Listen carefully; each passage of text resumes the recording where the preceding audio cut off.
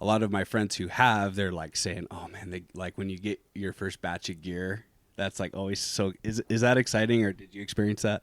I did. Yeah. No, my freshman year, I remember on gear day, I was so excited. I couldn't wait to see what we got, and um, I was it was crazy. This year's been a little bit different. We didn't get a whole lot at the beginning. I don't really know what's been going on, but it hasn't been as much. But my freshman year, it was pretty cool. So they hook you guys up with like travel gear and the gear that you're gonna play in as well. Like when you actually go to a tournament and you're playing golf, do they hook you up with like hats and I'm guessing like polos and shirts and stuff? Yes, yeah. The most stuff that we get is golf stuff, specific to our like my sport, obviously. But we also get some workout stuff and just some like wear around stuff, some cool stuff. Like this is one of them. This is probably my favorite thing I've gotten. We get some military gear, and it's probably my favorite. I love. You always see like on Instagram, like University of like Tennessee or someone, and it's the players going into the locker room and they've got a box full of T-shirts, and so I was always curious like what that's actually like, if it's kind of like Christmas. Like I guess it is Christmas time for an athlete. Maybe Christmas would be like getting all new gear. Yeah, definitely. We get like 70% of our stuff like right when we get on campus. And then like periodically throughout the year, or like in the spring, we get like another fresh batch of like maybe new polos, or when the weather starts getting cold, like pullovers. It's kind of throughout the year. We get a majority at the beginning, and then throughout the year we just get a little bit more. Okay. But we, I mean, obviously like at practice and when we're in competition, like that's all we're wearing is Colorado gear. So we kind of have to have like a lot of it, and like shoes and stuff like that. Like we go through those pretty quickly because, we're using them every day. Yeah. So do you walk right when you play? There's still like there's no car impact or anything like that. So you probably go through your shoes a lot. Yeah. So practice, we always walk. We never get carts in practice. But weirdly enough, in tournaments, some tournaments do allow carts. But it's kind of a weird format because a lot of our tournaments are 36 holes the first day and 18 holes the second day. And so those 36-hole days, our first event this fall was actually 36-18 walking. And that was brutal. That was absolutely brutal. But sometimes we'll get carts. Are those the events that you would have a cart, is when you play 36 holes in one day? Yeah. And is that like for kind of like the purity of the play? Does it have something to do with that? Because like when, I'm a casual golf fan, thinking about watching golf, they're always walking, but I would always think like, man, I feel like the players would play a little bit better if they weren't walking. Is that kind of the reason that you do carts? Personally, like I would rather walk, Really? But the 36-hole days, it's like, our season is from September to our last one is the first week of November. And so those later tournaments, like we would run out of daylight because college event, I mean, we don't play fast. You got, I don't know how many players on the golf course at once, but you don't play fast. And so the carts, it speeds everything up. So yeah, but when you're only playing 18 in a day, you don't have to worry about timing. Right. It's kind of a necessity when you have that many holes. Yeah. Well, yeah. And you don't really think about having all those players on the golf course at once. Right. And I'm guessing you probably have like, at least like, well, just what's it like playing at a big event like that in college? Is there a lot of teams that usually show up? Is it something more similar to like maybe it's a 4-team thing, or is there like 8 teams or 20 teams? How does that work in golf? Yeah, so I think we played 5 events this fall, and of the 5 events, I bet the average number of teams in every event was around 13, 14. Yeah, and it's fun because you get to play with a lot of different colleges. Like I don't think I got paired with the same guy twice all year. Was there anybody that you remember? Yeah, there are some memorable ones, especially when you have a cart in a tournament and the guy you're riding with, usually get to know pretty good. Right. Some guys are like, for me, like I like to talk a little bit, because when I'm like just, especially on a 36-hole day, which is usually when we get the carts, I can't just like be grinding for that 12 hours straight. Like I kind of got to like Keep it loose. Yeah, keep it loose. And that's one cool thing about golf is like man, you can be like laser focused when it's your turn, and then away from it, you can kind of like get away, be in your own space, maybe talk to some playing competitors, and you kind of got to feel it out a little bit. And you know, me personally, like I don't like to like be best friends with my playing competitors like while I'm, you know, competing against them, but I like to have some small talk and be cool with them, get to know them a little bit. But you got to feel that out, because like there's some guys that are kind of standoffish and don't really want to do that, and there's some guys that just want to, you know, talk your ear off. Is there kind of like a code where when you meet someone for the first time, they're kind of like, hey, I don't want to talk at all today? You can tell. Yeah, you can tell. That's funny. Well, you had a great fall season, actually. I was looking up on some of your stats on the team page, and I'm sure you're getting quite excited for the spring season. Maybe that now is just a proper time to actually introduce you. Here in the Wyoming 5-Star Studios is Parker Paxton, close family friend. Actually have known you for a long time, and it was so exciting seeing you transition from high school to college. You know, it was this for me. You know, you and your family, your brothers were always kind of there in the community, and then all of a sudden, everyone was just kind of gone. But y'all were moved on to do these bigger, better things, which was really neat. And you know, big bro Easton, he was in North Carolina State. You're playing at the University of Colorado. What was that transition like, leaving the Riverton community? Was there anything unexpected about, you know, freshman year on campus that you weren't expecting? Yeah. First of all, thanks for having me. You're welcome. I love what y'all are doing. Thank you here. for being here. This is great. Yeah, freshman year was a huge transition. There was a lot to get used to on and off the golf course. Obviously, the school, the time management, the school's a lot harder. A lot harder, and I struggled academically a little bit my first semester, but was able to get into a groove. Just because, you know, when you have like playing a college sport is a full-time job. Right. It's like I'm spending, you know, 5 hours a day at the golf course in season, and to try to balance, you know, classes and schoolwork on top of that, and if you want any kind of a social life as well. So time management was the biggest thing, but also like growing up in small town Wyoming, like going to a big place like Boulder, it was like the city living. It's different, you know, the traffic. I mean, just little things like that. Yeah, it was an adjustment. It took me my entire freshman year to really adjust. But now I feel like I'm in the groove of it, and coming back on campus this fall, it's been a different story. I kind of hit the ground running, and I think that a reflection of that is the way that I've played as well. Because if you take care of things off the golf course, on the golf course is going to be better. And so having your mind occupied with all the change, all great things though, like all great things, really exciting, really fun time of your life. And for me, I love Boulder. I love Boulder, even though it was a big change. It's a beautiful area, and just very blessed to be able to do what I do.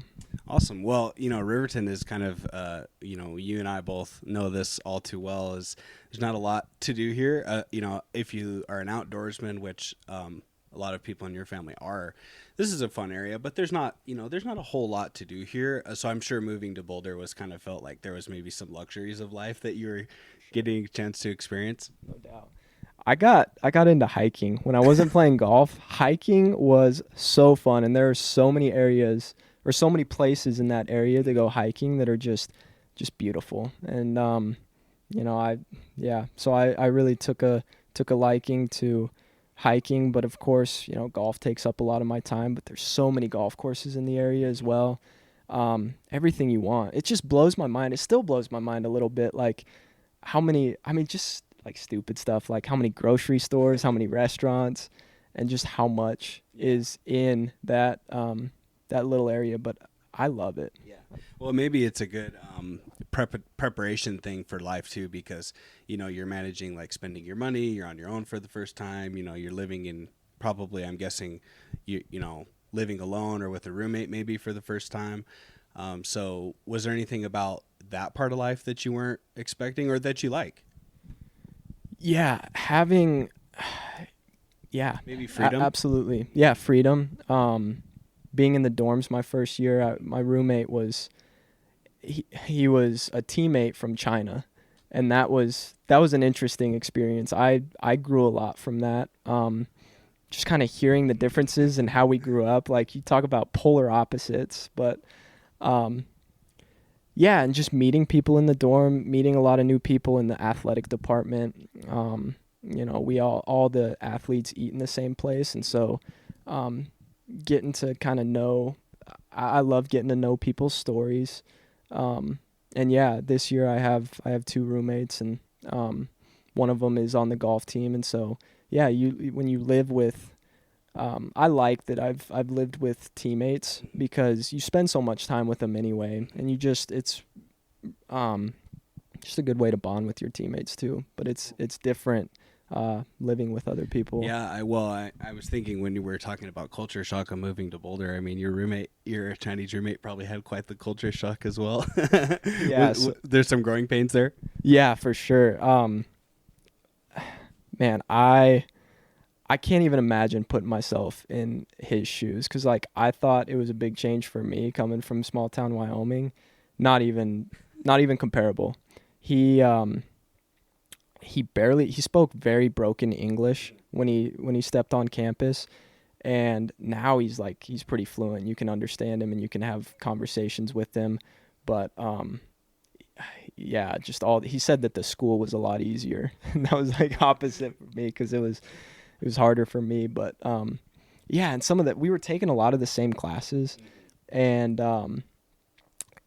he he took a writing class, and I'm like, man, having to write a paper in your second language, like he's very, very intelligent though. And but yeah, that was just a very, very unique experience that grew both of us. And I hope that I was able to teach him a lot of American culture. And he's just a unique character as it is. He's 101, but yeah.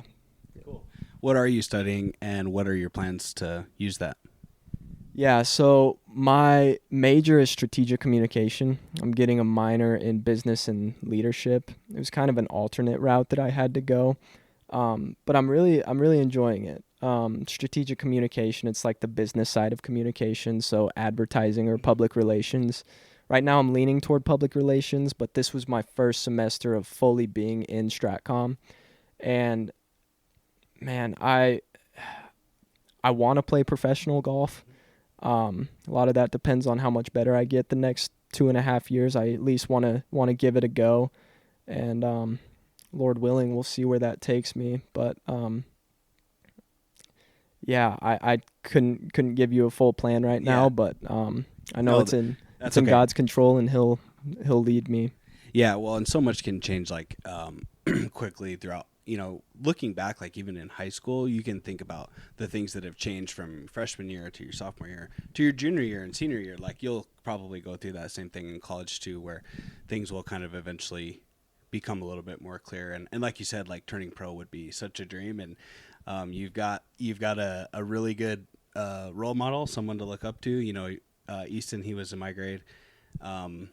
Great guy, one of the nicest human beings I've probably ever met. Most of your family is probably right up there as well, but how does Easton's influence impact you, like going through college, and are you having conversations about turning pro? I mean, what does that kind of look like in your life?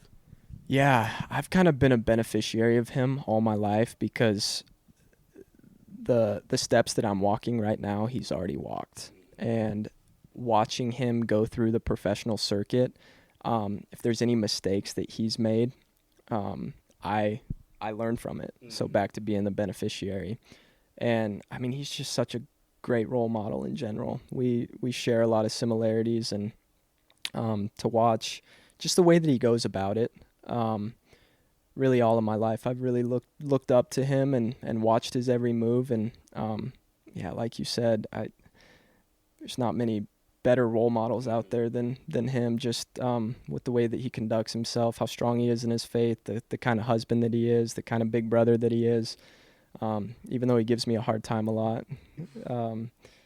Yeah, that kind of helps me out too, because I'm tougher because of that, being the youngest. But yeah, and also just at such a young age, like watching him go through college golf, I feel like I was more prepared because of that. And so I'm very, very thankful, very grateful for that. And he's always the first one to help me, the first one to give me advice. And he's also got just such a gift for teaching and mentoring, and he's just a natural leader.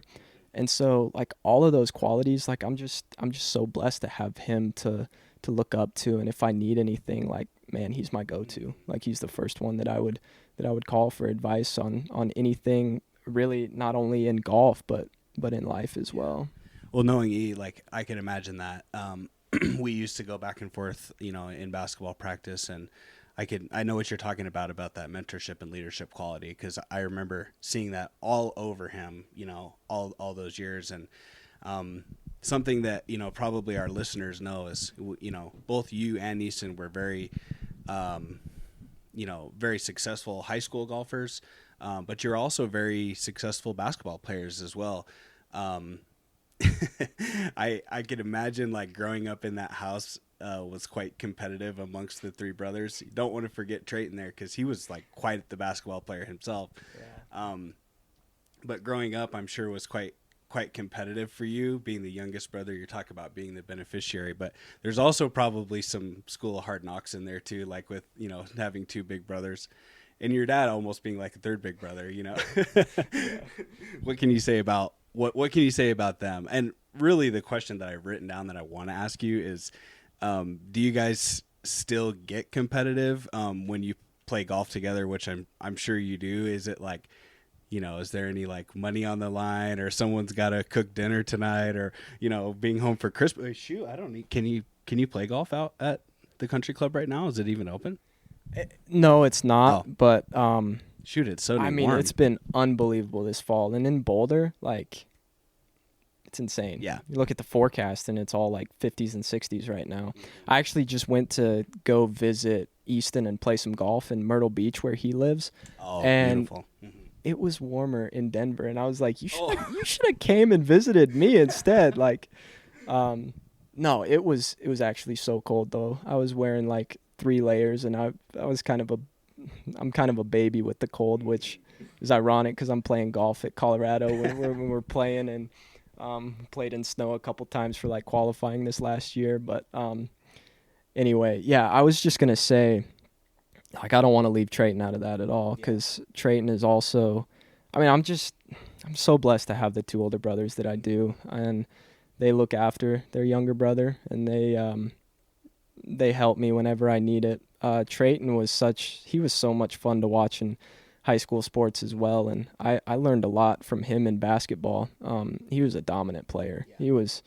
He was so good. Obviously played college basketball, and yeah, the competitive part, there's not many people I know that are as competitive as I am, and those 2 are, and my dad, goodness, and my mom was like that as well. And so yeah, just there's nothing that we do that we don't want to win. Competing against each other, and yeah, every time Easton and I tee it up, there's nobody that wants to beat big brother worse than little brother, and vice versa as well. He doesn't want little brother to go and beat him. But yeah, man, we have some battles. It's kind of like backyard football all over again. Like, who's gonna take it home today? Well, you come from such a sport-centric family. Your dad, Kurt, was my first basketball coach. Of course, Easton and Trayton were both my teammates at Riverton High School. Watching you grow up was so neat, because we would be traveling around Wyoming and in the neighboring states playing basketball. And at halftime, this isn't, I hope I don't embarrass you, but we would say, it's Parker time. You'd run out and you'd shoot at halftime.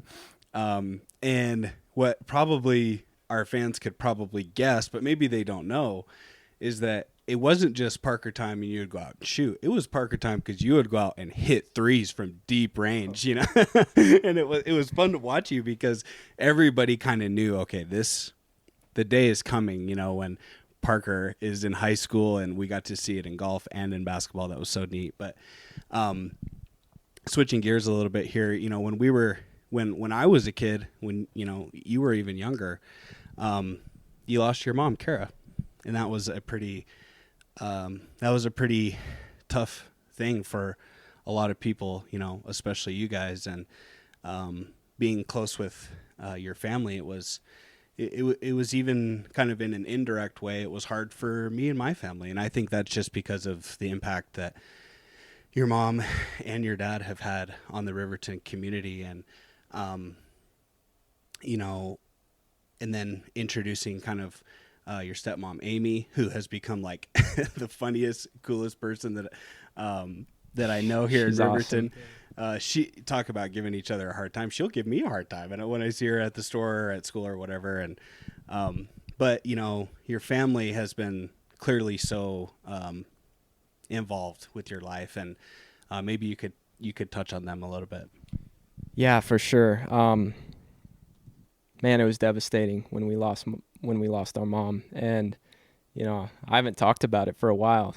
But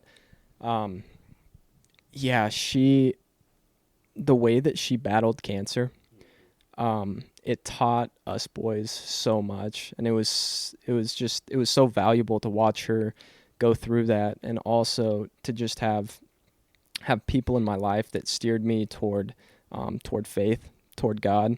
And that was kind of my introduction to faith.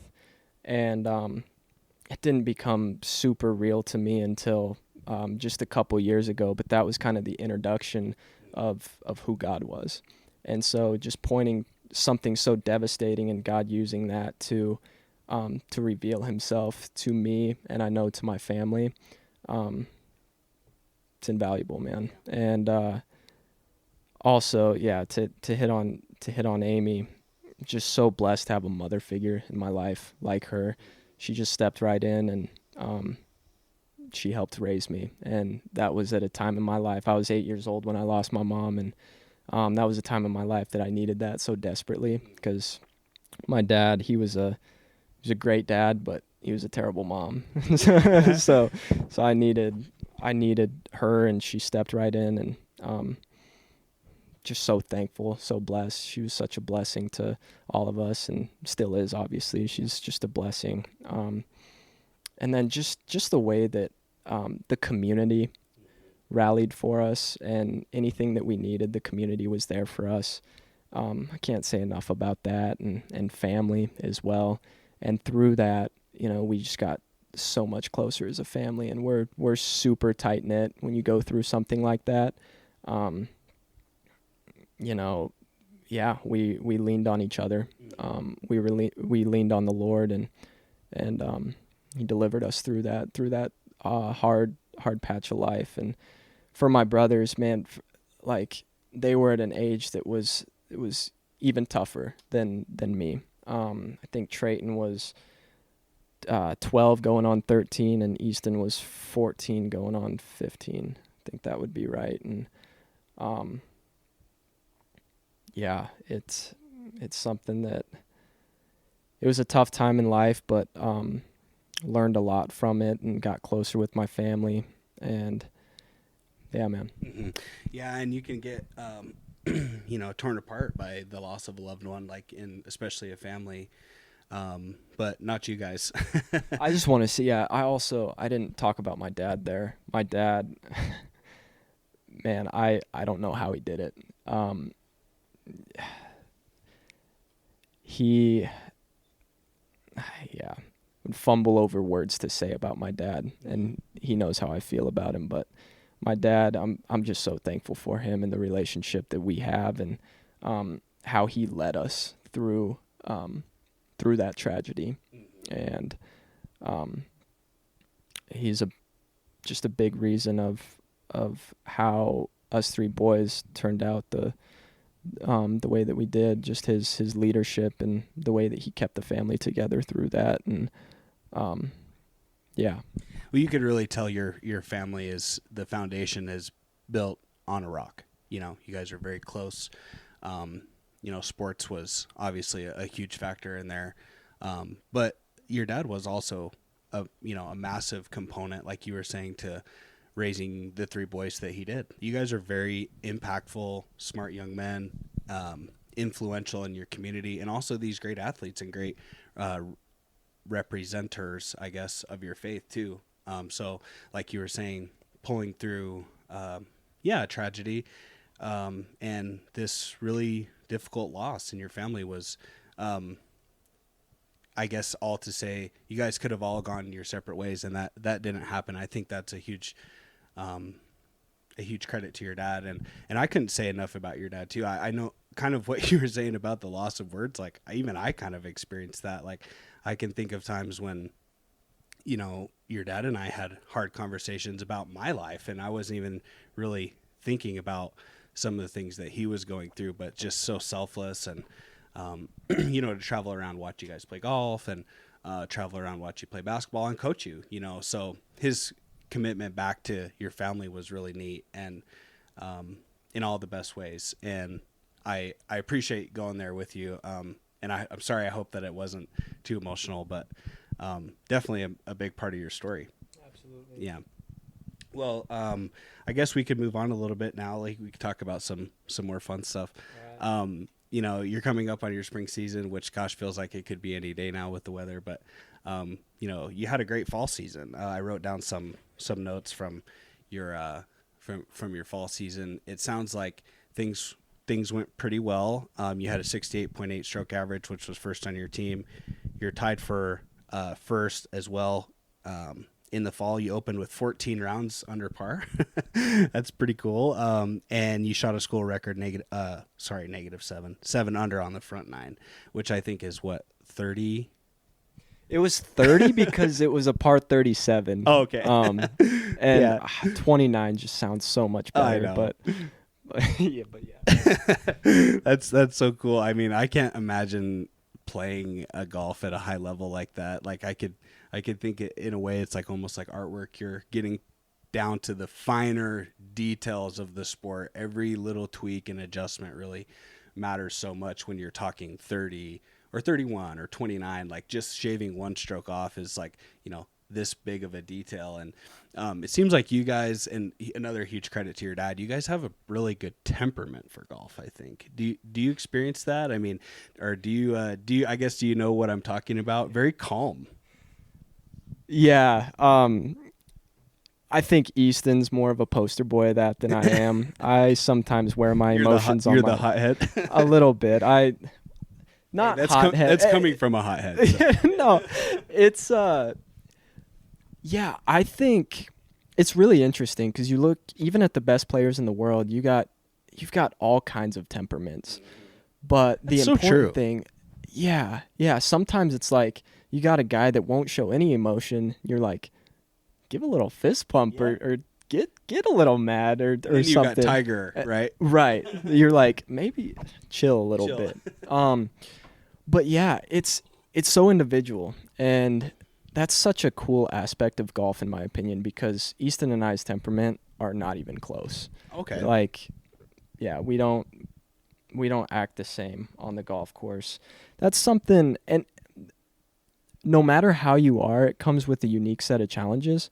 So for me, like, yeah, it's fine if I hit a bad shot, like, react a little bit, like react, because it's not me to stay just completely stone-faced through that all. Like, I need to get it out a little bit. Now, with that, I'm not saying like go and slam my club and yell something. You know, that's not what I mean. But like react a little bit. Like, dang it! Like, come on. And Easton's not like that at all. Easton's not really like that. I mean, golf is a frustrating game. Golf will bring that out of you, like in a way that I've never done anything else that'll bring it out of you like golf does. Like, it's just, anybody that's played golf understands that. Like, it tests you emotionally and mentally so much, and it's so taxing, and it's it looks a lot easier than it is. It's and when your expectations get high. But anyway, where I was going with that is you just have to be able to know what like works for you, and you have to be able to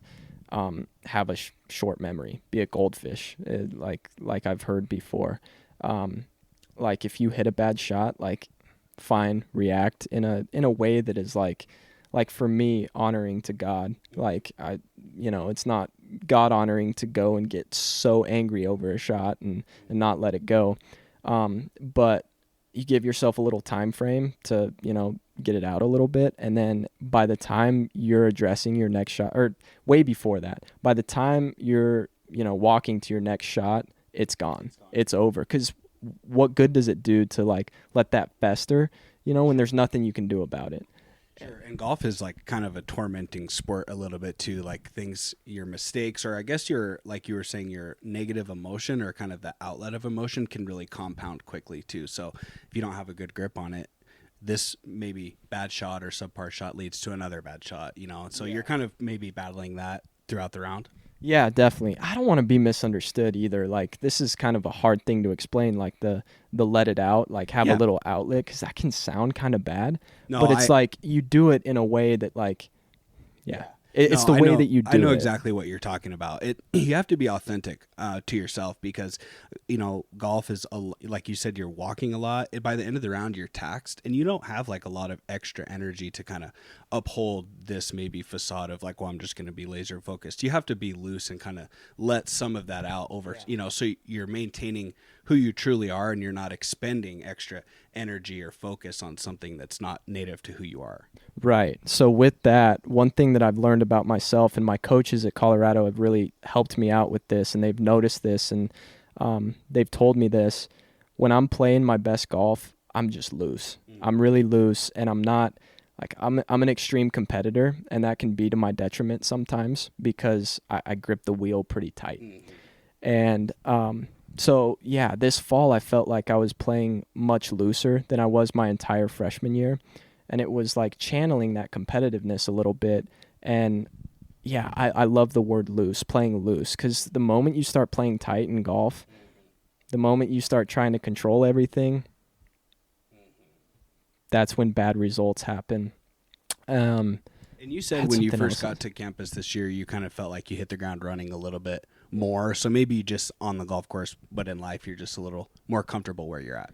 Definitely, and that's exactly what it was. And yeah, my freshman year, I wasn't like that. I never got into a groove. I never showed any consistency. And honestly, to be blunt with you, I just didn't play very good my freshman year. Like, I know it's a big transition between, going into like a Power 4 conference school, where it's super competitive. We had 5 seniors last year. Like, yeah, all those factors were real, but the bottom line is I straight up I didn't play very good. And so it was that. So yeah, after my freshman year, when I came home, my coach told me this. My coach was like, "You're gonna go home, and you don't know how much better you've gotten yet. Wait till you go home." And I was like, "Okay." Well, I got home and I realized how much better I got, and that just really encouraged me, and it led to I had a couple of good finishes this summer, that really gave me a lot of confidence, and then I was comfortable. I was comfortable. I knew what to expect going into qualifying when I got back to school, and I played loose, and I won qualifying when we got back on campus, and from there, like, it just, yeah, I think it was comfortable. I was loose. What are some of the developments you think you've made, or the small adjustments that have on the course have actually contributed to lower scores? Is there anything that you've had like any breakthroughs recently? Yeah, definitely. I wouldn't say just like breakthroughs, but a lot of things that just got better my freshman year. Number one was getting used to the college courses. The college courses, in high school and in junior golf, they're setting up the courses for like the average golfer in the field. When you get to college, everybody's really good. And so they don't want you to shoot low scores. They're going to set it up as hard as they can. They're going to set up hole locations at the edge of greens in very inaccessible locations. They're going to make the greens firm and fast. They're going to grow out the rough. They're going to tip you out. And I wasn't used to that. And that was something I'm very thankful. My freshman year, I didn't make the lineup my freshman year, but I got to play in 7 tournaments. I got to make 7 trips, which is about half of them. I was an individual. So in golf, they have 5 guys that are playing on the team. They count 4 scores. And a lot of times they'll have this 6th spot that's just an individual spot. And for us, since we had so many seniors, it was a developmental spot. And I'm so thankful that I got some experience my freshman year, even not playing on the team. And that was perfect. Right. Because I got some reps, but I wasn't ready to play in the lineup yet. And I think that's a big reason why I was able to make the adjustment this fall after not playing in the lineup all last year and then going and playing one man all year. I think that's why I was able to do that. But yeah, so the way that they set up the courses, course management, there's a really fine line between shooting 3 over par and 3 under par at the college level. Like, and in high school, it's like, man, there is a radical difference between those 2 scores, or drastic difference. But in college, they look very, very similar. So it's doing the little things right. And I wasn't good at doing the little things right, and I still need to continue to improve to doing the little things right. And that's kind of the difference between like a freshman in college versus a senior in college. You look at those seniors, and they're seasoned. They have experience. And what would you say some of those little things are? So course management is a big one. Just hitting it, like I mentioned the hole locations. And so knowing when to be aggressive and when to hit it to the middle of the green and try to make a longer putt. Because there's places that on college golf courses that you cannot miss. And if you miss, like in Wyoming, I could miss about anywhere and like get up and down or make a recovery shot. But in college, like there's some places that are just like in our practice round. And that's a big part of it is practice rounds. I used to not take practice rounds very seriously. I used to really not like them. Like I was just like, I just want to go compete. This is like, I really got to go play this golf course and hit extra shots and all this. But now it's like, no, that's where you can gain an advantage on the field. Like make a game plan of like, this is what I'm going to hit off the tee. This is where I'm going to aim to hit to the fattest part of the fairway. And then they'll usually mark the hole locations. Mm-hmm. And so just hitting a few chips around the greens, getting used to the feel of the grass. So you can see where all the hole locations will be, or just the first one? All of them. Oh, okay, that's cool. Actually, most of the time. So we actually did go to like 1 or 2 events that didn't mark them at all, and that's tough. I bet. It's much nicer when they mark the hole locations, but yeah, getting used to the speeds of the greens, the bunker, and but to go back to your question, it's game plan. Like making a sound game plan in the practice round, and me just being honest and I need to get a lot better at that still, but I made strides. My freshman year, I just wasn't very engaged in practice rounds, and now I'm really starting to see how important that is, and just attention to details, just being engaged in those practice rounds, and not, it's so hard to save shots on a course that's so hard, and so mental errors they're easy, they're fixable, but just knowing when to be aggressive, when not. I think I covered a lot. Mm-hmm. Do you find that most of your reflection of those details and things like that happen when you come back, like your coach said, or are you constantly in conversation with your coach? How do you make those strides? And maybe you could tell, future golfers or high school athletes in general, like how do you reflect on some of those things that you want to improve on? It's a really good question. Coaches is a big thing, because they've been, doing it forever. We've got a really good coaching staff that'll step in and say what they want to say, how they think we should go about something. But actually for me last year, it was watching the seniors. We had a couple studs on the team last year, guys that are already having professional success. And there's one guy in particular, Justin, that the way that he went about everything, and he was the best player on our team last year, the way that he went about his practice rounds, I was just a sponge, and I observed everything. I kind of took some of the things that he did, and I picked his brain a little bit, and I incorporated it in. And so that was a big part for me last year, and also just being really engaged and learning what works best for you, because what works best for me is not going to work best for, Brandon on my team or Hunter on my team, Ty. We all do things a little bit differently, but one thing that is so special about being on a team with other players like you is like you can kind of take some of the things that they do and pick their brain a little bit, and you can learn from each other. I think that's so cool. Like the toolbox. Yeah. For sure. Yeah. And we also have an assistant coach that it's the same way. I really trust him. He was a stud.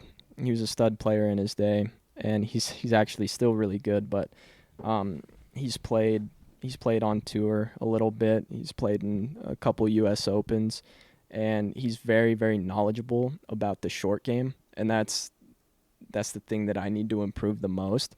So having him in my back pocket to ask him questions and to just take control of my own game a little bit more and understand why, and like things like that I never even thought of, like reading lies, like in the short game, like reading how the grass lays, the different types of grass. Those are things that like before college I didn't ever think about. I just kind of was being an athlete and reacted to it. But the further along you go in golf and the better you want to be, the more you have to pay attention to those small details. I see. Yeah, and I'm sure it really helps having someone has that level of experience to kind of show you the things that you're not focusing on, or like teach you the things that you didn't even really consider in the beginning. That's really neat. Probably a huge advantage for you. No doubt. Yeah. So tell me about some of the memorable places you've played golf. This is kind of intended to be a fun question. So I know you've played probably some really beautiful golf courses out there. What are some trips or memories or just courses in general that stick out? Oh, I got to think about this a little bit. I mean, the most fun trip of the year is Hawaii. That's what I was guessing. Hawaii is such a blast. That course, it's a good course. There's nothing crazy special about it. But last year, it was such a bummer this year we didn't get to play it. But Kapalua, they hold the first, I think it's the Century that they hold there every year. Tour goes there every year to open the season. That place was awesome. That place was beautiful. And just having the opportunity to get to play it was really cool, really fun. Then we had a trip. It's a bummer, and I'm hoping we get to do it this year. But the guys that made the lineup last year for the Stanford tournament got to play Cypress Point, and that place is a super famous place. So I'm hoping we get to this year. But we played LACC, Los Angeles Country Club, where they've held the U.S. Open, and that was the hardest golf course I've ever played. And then the USAM this year at both USAMs that I've made. One of them was at Cherry Hills, which is right in my area. That place was so good, and we've played a couple qualifying rounds there. The Olympic Club in San Francisco, so good. Believe it or not, Jackson Hole has a couple courses that are, and for me, I love mountain golf. Like that's my absolute favorite. I love mountain golf, and Jackson has two called Shooting Star and Three Creek, Snake River Sporting Club, and they're so sweet. But also the golf club at Devil's Tower in Hewlett, so good. Love that place. And those places have a soft spot for me because they're in Wyoming too. Like, it's so cool to see good golf courses like that in your own state. Colorado has some beautiful courses. Cherry Hills is definitely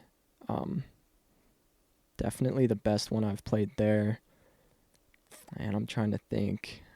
So when you get on like a beautiful course like that, again, casual fan, not a golfer like you, but um, when you get on like a beautiful course, do you catch yourself like just looking around, or is it just focus from minute one, or because I feel like I would be looking Yeah. around, I would be taking the scenic route. Maybe I will hit it over there. Let's go see what's over there. Not quite like that. I still try to shoot a score, but you got to embrace those opportunities, Right. man. Yeah. It's so fortunate to have opportunities to be able to do that. And man, like there are some places that I've played that I'm like, man, I don't really care what I shoot. I'm just going to enjoy this opportunity. But then there's that like college golfer side of me that's like, I still want to shoot a good score. So, Business. the business, yeah. But yeah, there's some places that, gosh, there's been a few places that I played that I'm like, I don't feel like I belong here. It's like, it's pretty crazy. Yeah, that's kind of a part of golf that I'm not. Probably my least favorite part of golf is like that elitist mentality a little bit, and like the whole like you have to have money to play golf. And I think we're drifting away from that. I think Tiger was a big part of this. Like Tiger made golf cool. Yeah, like cool. Made it cool. Yeah. Right. Everybody wants to play golf, and now you look at the professionals now, like They're so cool. Scotty and Rory. And I watched this thing the other night that was like this Golf Channel's game, and it was so fun because you get to see the golfers as human beings, and you watch them on TV and everything, and you forget that they're just ordinary people that are just happen to be very gifted at what they do. But where I was going with that is just there's been some places that I play that's like it's big money places, and that's why I feel like I'm like, man, I don't know if I like belong here right now. There's kind of that atmosphere of Elitist, and yeah, I don't want to say too much more about that. That's but fine. It's like, I think don't golf, like that. I think golf kind of combats that a little bit too. Like you were saying with Tiger Woods, like he did make golf kind of this cool thing. Like just thinking of like these grand like fist pumps, like you don't really think of golf like that until Tiger Woods. And you're exactly right. Golf has become so much cooler. Like one kind of fun fact that actually your brother told me was that I think he said like 90% of golfers on tour can like dunk a basketball. And like you don't think about the golfers being like you think about golfers being kind of square, but they're really anymore they're not. They're very, very cool, and golf is very fun. Was there like I'm sure Tiger is probably an obvious answer here, but is there anybody that you look up to on the pro tour? Is there anyone that you kind of model your game after, or that you just that you just like watching play? That's a great question. Rory. Yeah. Rory. I could see that. He's for his stature, I mean he's a freak athlete. Mm-hmm. He's not the tallest, and he gets it out there for his size. And that's kind of how I am. And I mean not to that extreme. Rory's I mean obviously he's one of the best ball strikers in the world, but yeah, I would say his game it would fit me closest, and I just I love watching him play golf. I mean, Scotty is another like obvious. He's so good, and I love the way that he goes about his life as well. He's a super strong Christian. He's super solid in his faith, and he's outspoken about that, and you can see that by his actions. And so between those two things, Scotty and the way that he handles himself and how he stewards his gifts, and Rory just for the similarities in that's what I see myself working toward. Sure. Yeah, that's really cool that you said that about Scotty. I remember when kind of all that kind of bull crap kind of went down with him leaving the event, and he was coming back, and the way you're right, the way he handled that was actually so cool. And being a Christian, that was really neat to actually listen to him talk. I mean, one of the quotes he said, and maybe you've experienced this in your life too, but one of the quotes he said was, we try so hard and we focus so much of our time on like this game, and he said like you eventually reach the top, or you get close to the top and you realize that oh wow, it's just right back to square one. This isn't as fulfilling as I thought. And I think I kind of would know a little bit the answer to this for you, but where does that fulfillment come from? Like ultimately at the end of the day, golf is just a game, but it's something you're passionate about, of course. But does it bring you fulfillment? That's a great question. Yeah, I want to say a couple things about this. First of all, we all worship something. The most important thing in our life is what we worship. And I have to be so careful about that because golf is such a big part of my life. But man, golf gives me no fulfillment. It doesn't matter. It doesn't matter if I'm playing good golf or bad golf. If golf is my fulfillment, it's always going to leave me empty. Always. Because there's only, to put it into perspective, if you got 100 guys in a field, and if you don't win, you're feeling not fulfilled, you're going to come away empty a whole lot more than you're going to come away full. And, the most important thing in my life is my relationship with the Lord. And I was saved. I started taking my faith seriously about 2.5 years ago now. And ever since that, so before that point, on a much different level than Scotty, I had a lot going for me in high school. I was a successful athlete. I had everything that I thought that I wanted, successful athlete and, popular. And it was actually that God used to be like, I'm longing for something more. I'm not fulfilled by these things. And the deepest desires of my heart are not fulfilled by those things. And I started to feel that God just took that and did an unspeakable work in my heart. And that's when my faith became real to me. And that's how I came to Christ, and I've lived for him ever since. And he is the most important thing in my life. Golf can, whether I'm a professional golfer someday or whatever I choose to do, the Lord leads me in that. And so, but yeah, obviously that's a way different level than Scotty, and Scotty says that, and he's literally the best golfer in the world. But yeah, the other thing, that's such a good topic. God uses golf to show that to me. Like, golf is one of the most sanctifying things that I've ever done.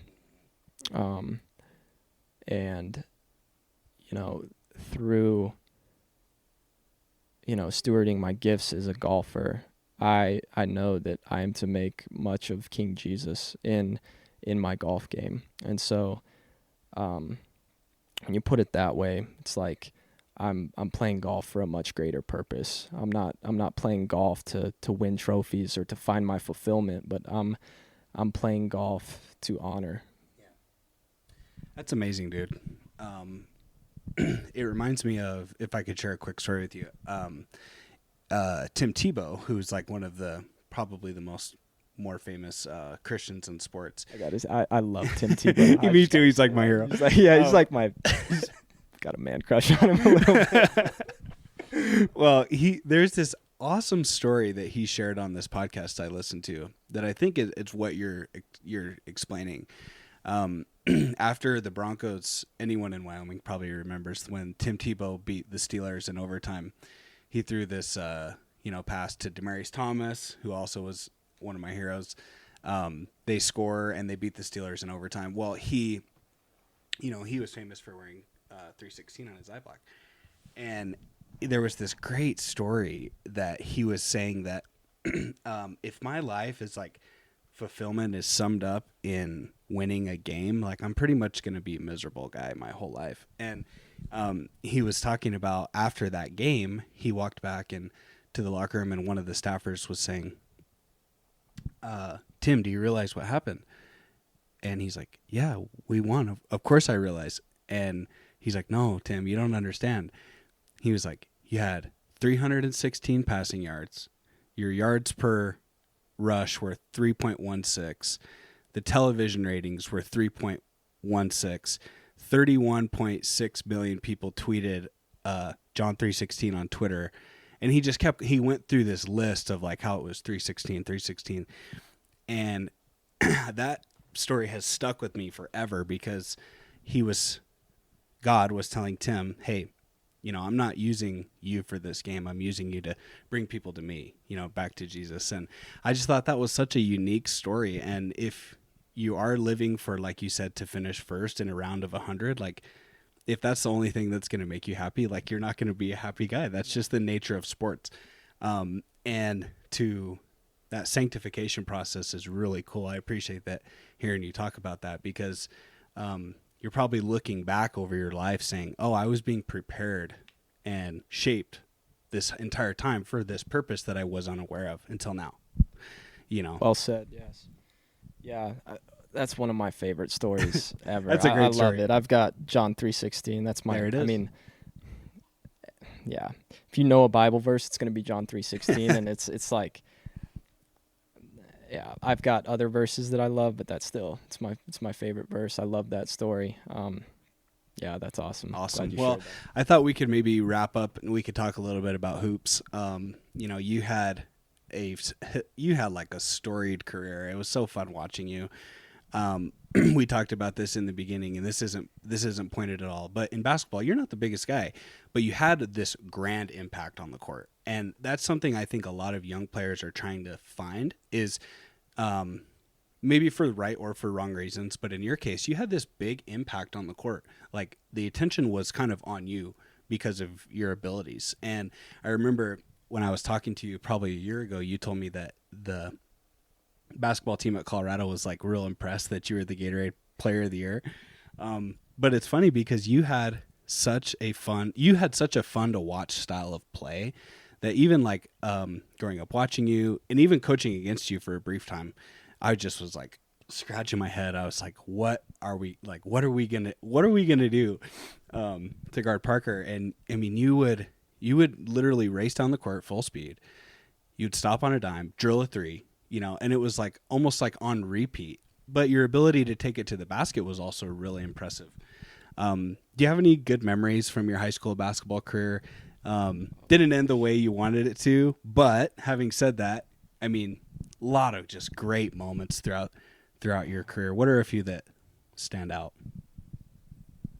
Geez, there's so many that I wanna touch on, but I'll just point out a few. I miss basketball so much, man. And it's winter right now too. I love basketball. I know. And I want to go and scrimmage those young guys, but coaches wouldn't be too thrilled about that. Yeah, Riverton tradition, right? Exactly. Christmas break scrimmage, yeah. Man, I'm going to generalize this, but just going to battle with the boys, man. I love the competitive aspect of basketball. I love the team aspect of basketball. I loved the guys that I got to go to battle with. In particular, man, my junior year, I loved the mentality of that team. And I guess to go back to a few memories, the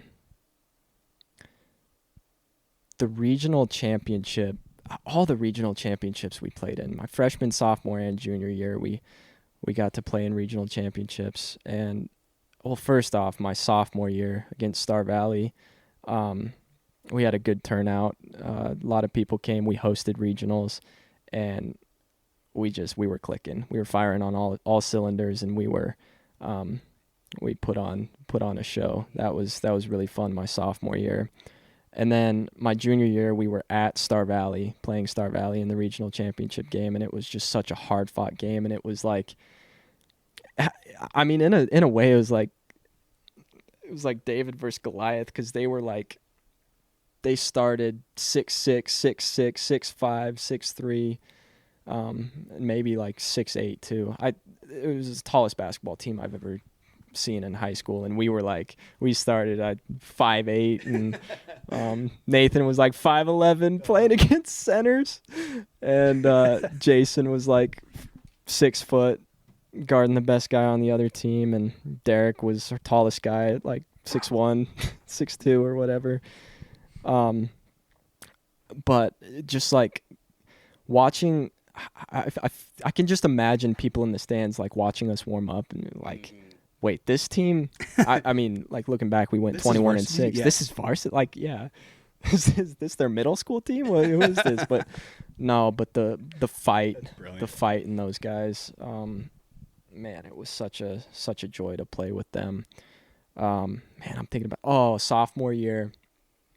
We went to Green River, and Green River was undefeated in conference play, and we might have been undefeated in conference play too. And it was a Friday night, and we go to their place and just standing room only. It was absolutely packed, and we just once again we put on a display. We were firing on all cylinders, and that was a blast. Gosh, there's so many games that I want to. You kind of put me on the spot. Oh, that's fine. Well, I would have to think about the preparation of like golf and basketball. I'm sure is so different, and there's just nothing quite like a packed gym, fans cheering. It's kind of like this cauldron of, it's like boiling up towards the end of the fourth quarter, and if you end up winning, it's like so sweet. If you end up losing, it's like so defeating and emotional. But you played in a lot of games like that, and I can imagine that practicing, getting ready for a game in the locker room, things like that is quite different than golf. I mean, did you take anything from golf, like your preparation towards basketball, or is it just totally different? Yeah, it's quite a bit different. I want to point this out real quick. This is really interesting, but a free throw, I shot a lot of free throws in my high school career, and a free throw it's the most similar thing that I've experienced to like a 3 or 4 foot putt in a tournament. You can't emulate it unless you're like doing it. And like you think about like a 3 foot putt, like a college golfer can go and make probably 100 out of 100 of those like on the practice green. But when you're out in a tournament, you got a little bit of break, your hands are sweaty, your heart rate's up a little bit. And it's like, it's like a muscle memory, like feel thing, but you've got like just nerves. Mm-hmm. And free throws are the same way. Like I, in practice, could go and make a lot of free throws in a row, but in a game, your heart rate's up, your sweat. My hands got so sweaty, man. And it drove me nuts. But I just wanted to say that. That's the closest thing. It's weird because they're totally different, everything. No, but like it's the most similar thing that I've ever experienced to a 3 foot putt in a tournament. You should make it. You should make it, and you're expected to make it, especially when you're the guy that they're fouling at the end of the game, like, right. And coach is trusting to knock those down. Like, you need to knock this putt down. You need to knock those down. So yeah, that's kind of interesting. As far as preparation, like, I'm a big routine guy. Like, so doing like the same thing before a game or before a tournament, not really switching it up, but just making it your own, doing something that you're, just gets you ready by the time tip off comes, or by the time you're hitting your first shot on hole number 1, like you're ready to go and you're ready. It's not like, you get 2 or 3 holes to kind of get in the groove. It's like, no. Like I actually have went through spans where I've started bad, and it's all because of my preparation. And so I went through a little span where I'd bogey the first hole a lot. And I'm like, what the heck? It's like, man, it was actually Easton told me you need to tighten up your pre-round routine. And so now I've got it down. I know exactly what I'm going to do. There's going to be some variables, and you can't do like the exact same thing every time, but right. Like just having a baseline of what you do to prepare yourself. I think that those things go hand in hand in golf and basketball, and it's kind of how I approach it the same way. But in basketball, I just remember having so much adrenaline. Golf, it's just so much more channeled. It's so much more channeled because you feel like similar nerves, even though like, I mean, I've been in a few moments in my golf career that I've had like a lot of people watching, but it's way more rare. Like in basketball, like I've had way more experiences in basketball where we have pack stands and everybody's watching, but even if nobody's really like watching, if you're playing in a tournament, you're feeling those nerves.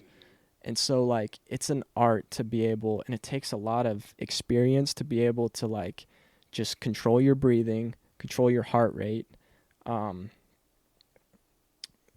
like breath control, just being in a solid routine. But in basketball, it's different because, like, I don't know, I didn't really have to channel those things. I got to go and I got to go run as fast as I could, play defense as hard as I could. Yeah, so they're totally different in that way. And I got to be, yeah. No, I think I see what you're saying. Like in basketball, it's kind of like this go mentality. You're kind of just playing on the fly. You might make some mistakes, you might not, blah blah blah.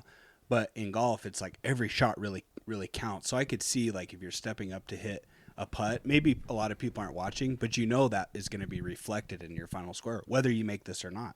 And if everything is separated, like you were saying in the beginning, if you know your final score is separated only by a couple strokes, that's the difference between maybe like a third place finish and like a 27th place finish or something like that. It's just a few details. Like I could see how it can be unsettling a little bit. Mm-hmm. No doubt. Like just hitting a ball out of bounds, like one bad swing and that's costing you 2 shots. That's a lot. Like the higher up you go, the more 2 shots makes a difference. Versus missing a 3-pointer in transition is a lot less impactful. A lot less impactful, no doubt. It's just mentality too. It's a different approach for sure, and you're feeling similar things, but you handle them in different ways. But it's all about like I'm just a big believer in like process and just knowing what works for you and sticking to what works for you. And like in my routine in golf, like just sticking with that regardless, like and thinking about my first tee shot of the day, or I'll say second shot on hole number 4 is just as important as the rest of the shots all week. And kind of just having like a similar mindset to that in basketball, like you're playing start to finish and you're committed to all that you're doing. Yeah, so it's different, but it's all just like, yeah, it's all mentality. It's all, yeah. Well, it's been fun talking to you, man. I really appreciate having you here. It's nice when some of the cool, the Riverton alum kind of trickle back in over Thanksgiving and Christmas break. So I appreciate you taking some time to come chat with me, and your stories is awesome. So I hope that we covered everything, but we could probably talk all day. But yeah, I just wanted to say thank you, and I'm excited to see how spring goes for you, and we'll have to stay in touch over the next few months while you're playing, and maybe we can chat again when you're home. Thanks, brother. I've enjoyed it. Yeah. All right, man. Nice to see you.